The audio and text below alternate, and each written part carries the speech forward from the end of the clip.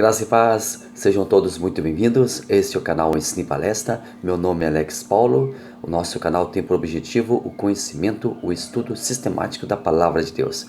Muito obrigado a você que está conosco, muito obrigado a você que já faz parte da nossa comunidade. Você que está chegando agora, muito obrigado pela sua presença conosco aqui.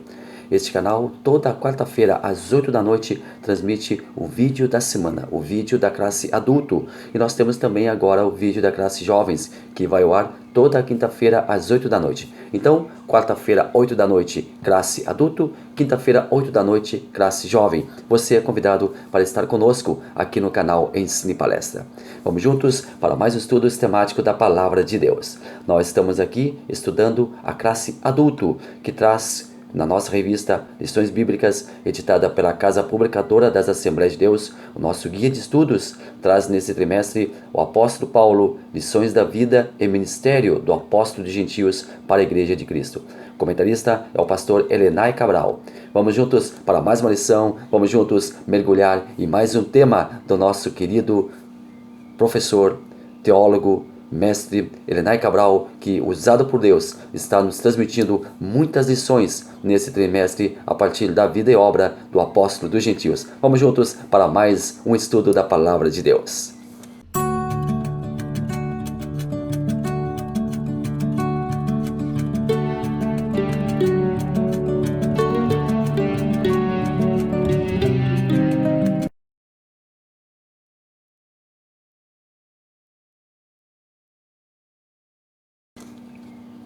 Nós chegamos à nossa lição número 2. Nosso trimestre recém está começando, recém está engatinhando e nós chegamos na lição número 2, Saulo de Tarso, o perseguidor.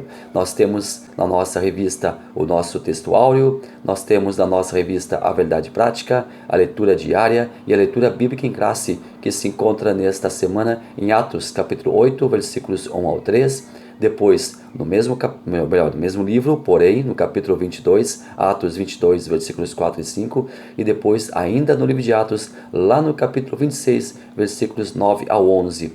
Nós não vamos fazer leitura aqui, mas nós gostaríamos de convidar você, incentivar você para ler na sua Bíblia, para ler na sua revista, esta lição, estas referências que nós acabamos de passar para você, porque elas dão um pano de fundo para o tema que se descortina a partir de agora aqui no nosso canal. Vamos então ao nosso primeiro tópico, Saulo de Tarso, o perseguidor implacável. Primeiro subtópico, Saulo se descreve como blasfemo, perseguidor e opressor. Segundo, as ameaças de Saulo de Tarso. Terceiro, por que Saulo perseguia os cristãos? Saulo, o perseguidor. Deus fazia questão que o seu povo atendesse às suas leis. Ele criara os mandamentos para que o homem pudesse entender a vontade divina em sua vida. Os 10 mandamentos estão lá em Êxodo, capítulo 20. Você pode ler lá e é muito interessante nós sabermos os nossos mandamentos, sabemos os mandamentos da palavra de Deus. Acontece que os homens criaram suas próprias leis, seus estatutos. Os homens gloriavam-se de impor aos seus próximos um fardo pesado, um jugo desigual. Na verdade, humilhavam os seus semelhantes e, o pior de tudo, usavam o nome de Deus para tentar dar autoridade às suas ações. Eles acrescentavam à lei de Deus outras diretrizes. Acrescentavam à lei de Deus muitos pesados mandamentos. Saulo criou-se assistindo a tudo isso. Ele foi ali, aos pés de Gamaliel, um grande aprendiz. De todos os alunos de Gamaliel, Saulo foi o melhor deles. Esta era a sua comunidade. Este era o seu habitat. Saulo, ele tinha como responsabilidade, ele tomou para si a responsabilidade. Ele tomou para si um fardo. Ele tomou para si uma missão. Ele seria o guardião da lei e das tradições de sua família e de sua religião. Acabar com uma doutrina que estava indo contra tudo aquilo que aprendeu. Deus contava com ele para matar o mal pela raiz. Esse era o seu pensamento. Era questão de honra acabar com toda aquela bagunça. Ele se achava incumbido de uma missão divina. Deus ficaria então alegre se ele destruísse aquela seita que ora se propagava. trazendo mentiras acerca de tudo aquilo que aprendera. Deus conhecia o coração de Saulo. Deus sempre conhece os corações. Deus esquadrinha os corações e os pensamentos. Deus sabia que Saulo estava sendo apenas um servo fiel às leis. Mas ao mesmo tempo que Deus via em Saulo um dedicado fariseu, não podia consentir que a sua palavra se perdesse no tempo. Deus não podia permitir que toda a missão de seu Filho Jesus Cristo e sua morte fossem esquecidas. Deus olhava agora para aquele homem, galopando seu cavalo, respirando ódio, e Deus precisava de alguém assim, de alguém com esse ímpeto, com essa vontade, com essa coragem, não com ódio, mas com determinação. Deus tinha um plano para o zeloso Saulo. Deus queria usar a determinação de Saulo, a dedicação de Saulo, a luta de Saulo, a firmeza de Saulo, a disposição de Saulo para batalhar, para entrar na guerra por aquilo que ele acreditava.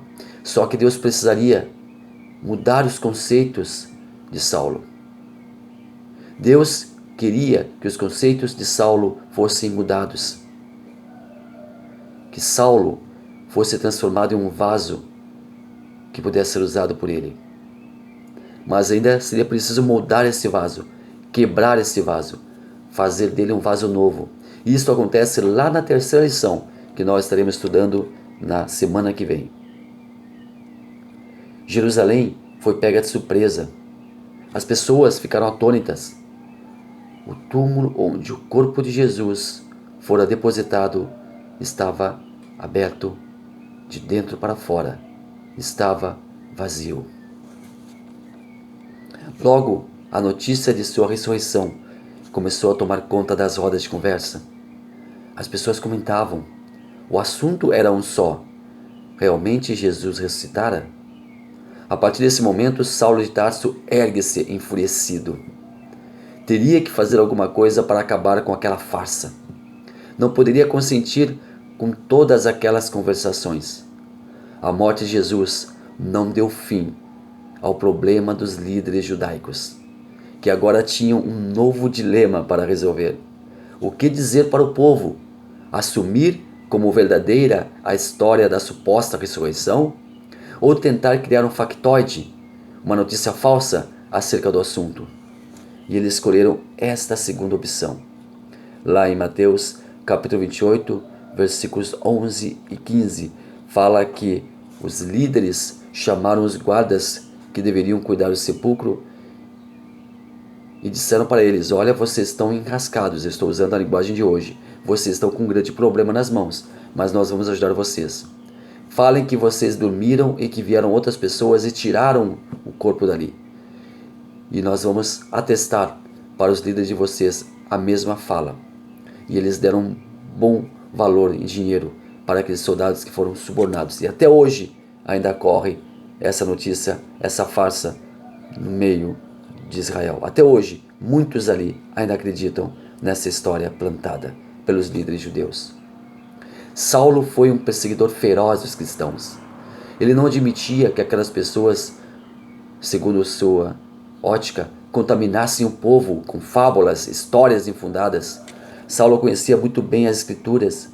Ele sabia que aquele que tomasse o nome de Deus em vão cometia pecado.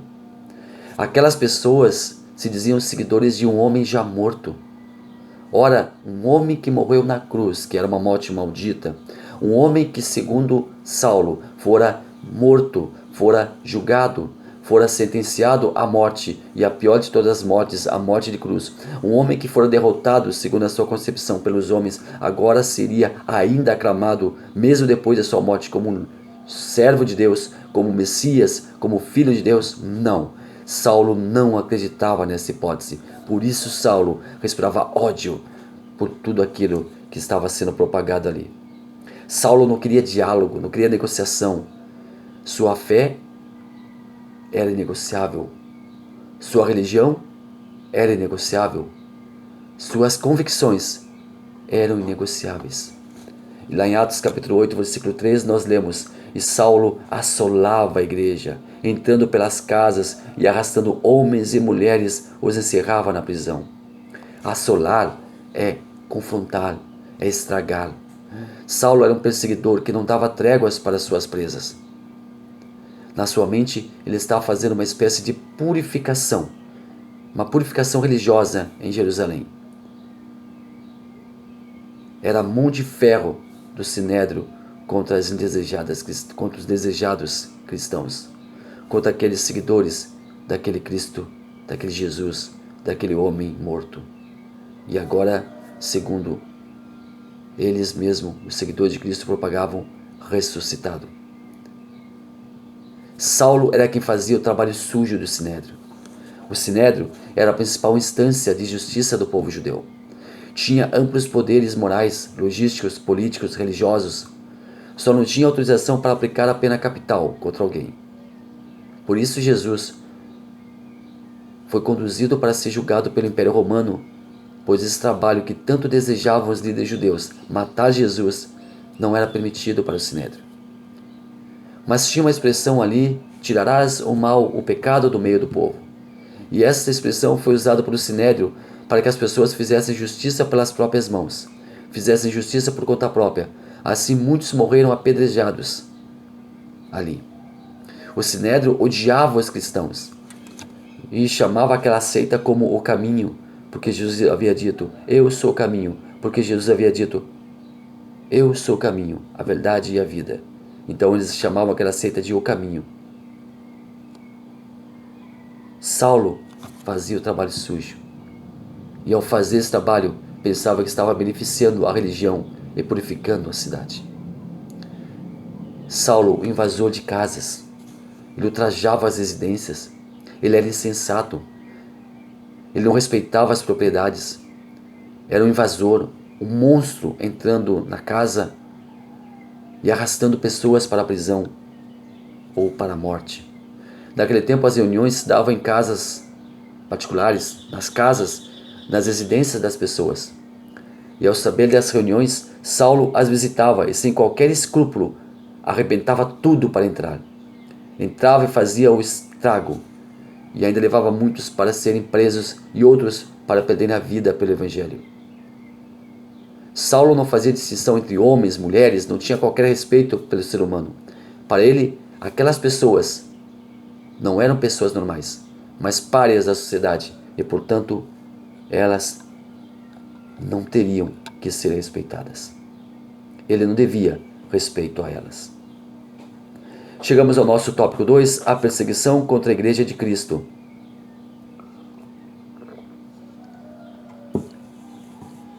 Primeiro subtópico, contra os seguidores de Jesus. Segundo, Saulo de Tarso e Estevão. Terceiro, uma intolerância religiosa e política contra a igreja atual. Saulo, ou intolerante. Ele era intolerante com o ensino daquele grupo que seria conhecido como cristãos, seguidores de Jesus, o caminho, que respirava ódio por eles. No episódio da morte por ele consentida de Estevão, vimos o cumprimento de uma profecia de Jacó. Lá em Atos 7, 57 e 58, nós temos a morte de Estevão. Lá em Atos 8 e 1, ainda falamos sobre Estevão. E a profecia de Jacó está lá em Gênesis capítulo 49, versículo 27. Benjamim é lobo que despedaça, pela manhã comerá a presa, e à tarde repartirá o despojo. Saulo era da tribo de Benjamim, e aqui nós vimos que se cumpria nele aquilo que está lá no Antigo Testamento. A morte de Estevão. A morte de Estevão foi atestada por um jovem chamado Saulo, que estava ali na cena do apedrejamento, sem comoção alguma, sem sentimento algum. Ele estava ali guardando as vestes daqueles que estavam apedrejando Estevão. Para ele, apenas uma outra execução legal. Mas quando Estevão se ajoelhou e as pedras choveram sobre sua cabeça, ele deu testemunho da visão de Cristo na glória e pediu: Senhor, não lhes imputes este pecado. Saulo, o caçador de hereges. Saulo, aquele homem que tinha como missão derrubar, aniquilar, exterminar aquele movimento que começava. Saulo, que tinha uma carreira de perseguição. E os eventos que seguiram ao martírio de Estevão são tristes de ler. Saulo assolava a igreja e a perseguição contra o povo de Deus, contra o povo cristão, recém estava começando. E Saulo seria o algoz dos cristãos. Seria o algoz daqueles que professavam a Cristo. Ele levava e ele exterminava as pessoas. Exterminar não é colocar na prisão. Exterminar é matar. É acabar com a vida. Saulo era um exterminador. Era um homem cruel. Mas tudo isso em nome da religião. E até hoje nós vimos pessoas, hoje em dia, fazendo truculência, causando males para outras pessoas em nome da religião. A religião ainda é usada hoje como escudo para muita maldade humana. Chegamos ao nosso terceiro tópico: quando um sistema se volta contra a igreja. Primeiro subtópico: como era a perseguição contra os primeiros discípulos? Segundo, perseguição, tortura e método. Terceiro, perseguição aos pentecostais. Saulo era uma fera selvagem. O texto a seguir é bem emblemático. Atos 9:1. E Saulo, respirando ainda ameaças e mortes contra os discípulos do Senhor, dirigiu-se ao sumo sacerdote. Ameaças e mortes, no grego, é a mesma definição para uma fera selvagem que volta à sua presa, que se lança sobre sua presa, que ataca a sua presa, que fica sobre sua presa para a devorar. A raiva de Saulo era completamente desmedida e desproporcional. Escrevendo a Timóteo, depois, muito tempo depois, já transformado e já usando o nome de Paulo, ele faz uma meia-culpa de suas atitudes e aceita que fora um ser irracional. Primeira carta de Paulo a Timóteo, capítulo 1:13. A mim, que dantes fui blasfemo e perseguidor e injurioso, mas alcancei misericórdia porque eu fiz ignorantemente na incredulidade. Ou seja, ele atesta que fora ignorante, ele atesta que fora influenciado, ele atesta que estava fazendo aquilo achando que estava sendo fiel a Deus, quando na verdade estava perseguindo o povo de Deus. Mas Saulo também foi usado por Deus. Se costuma afirmar, sem medo de errar, com absoluta convicção e certeza, que Paulo foi um homem extremamente usado por Deus. Foi um dos maiores arautos da proclamação do Evangelho de que se tem notícia. Foi o maior missionário de todos os tempos, o maior teólogo que já passou pela terra, excetuando, claro, Jesus, que foi o maior de todos. Depois de Jesus, Paulo é a figura mais proeminente do Novo Testamento e um dos maiores personagens de toda a Bíblia Sagrada. Mas ainda quando não tinha adotado o seu nome latino de Paulo, pelo qual ficou mundialmente conhecido, ainda como Saulo, ele já estava sendo usado nas mãos de Deus para o cumprimento de uma ordem de Jesus. Quando o mestre se despediu de seus discípulos, ele deixou muito bem evidenciado o que esperava deles, lhes dando uma missão, de cujo cumprimento dependeria a expansão do Evangelho.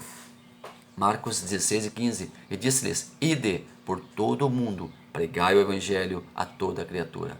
Atos 1:8. Mas recebereis a virtude do Espírito Santo que há de vir sobre vós, e ser-me-eis testemunhas, tanto em Jerusalém, como em toda a Judéia e Samaria, e até os confins da terra. Ir por todo o mundo, pregar para todas as gentes, testemunhar em Samaria e por toda a terra. Simples assim. Acontece que essa ordem foi negligenciada. Essa ordem não foi acatada pelos discípulos. Eles não a cumpriram. Eles ficaram estacionados, fincaram sua base em Jerusalém e dali não saíram. A igreja nasceu ao seu redor, perto deles. Deveria acontecer isso? Sim, deveria acontecer. Era plano de Deus? Sim, era plano de Deus. No princípio, Jerusalém deveria ser o início de todo o processo.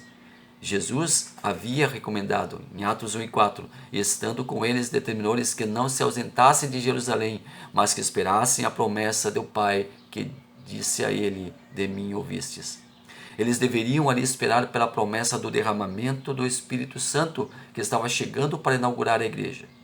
Era imperiosa essa missão, era imperiosa essa espera. O Espírito Santo viria com um poder sem igual e uma unção imprescindível para que o Evangelho fosse proclamado. Porém, tão logo o Espírito de Deus chegasse, o plano divino deveria ir para o próximo passo. Atos 1:8. Mas recebereis a virtude do Espírito Santo que há de vir sobre vós, e ser-me-eis testemunhas, tanto em Jerusalém, como em toda a Judéia e Samaria e até os confins da terra. Já com a virtude divina sobre si, eles deveriam testemunhar mundo afora. Acontece que o plano ordenado por Deus ficou estacionado no primeiro estágio. Os discípulos viam a igreja crescer em sua volta, as pessoas se convertiam e guardavam a fé, e as diretrizes eram passadas pelos apóstolos. Está em Atos 2, 42 e 44. Deus estava feliz com o andamento das coisas. Os agora denominados apóstolos estavam liderando o povo e Jerusalém vivenciava dias jamais vistos antes. Porém, o Criador não se contentaria com seu projeto de salvação tão restrito, quando deveria ser espalhado o seu amor para todas as pessoas da terra. Porque está lá em João 3,16, porque Deus amou ao mundo de tal maneira que deu o seu Filho unigênito para que todo aquele que nele crê não pereça, mas tenha a vida eterna. Todo, plural, toda a humanidade. Resumindo, os apóstolos estavam na zona de conforto. Eram respeitados, eram honrados, eram usados por Deus, estavam muito bem, mas o vento iria mudar a sua direção e causar um grande temporal que desconcentraria o rumo das coisas. Saulo era um feroz perseguidor do cristianismo. Saulo era um assassino. Não foi apenas Estevão que ele matou. Muitos outros cristãos sucumbiram ante o ódio desse homem. Ele não matava sumariamente os cristãos. Ele os levava para Jerusalém. Lá, os cristãos ficavam frente a frente com os principais sacerdotes e eram julgados. Saulo votava a favor da execução dos cristãos.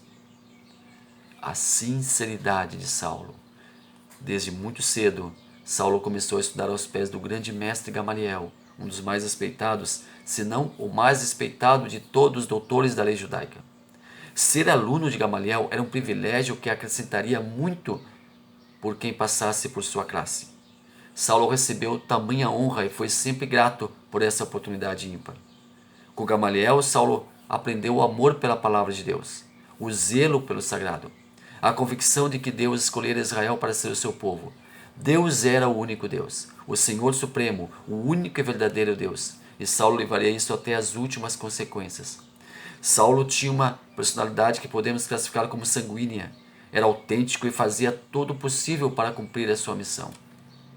Isso ele considerava uma sua sublime missão, uma grande missão, preservar a lei e o sagrado dos hereges e enganadores.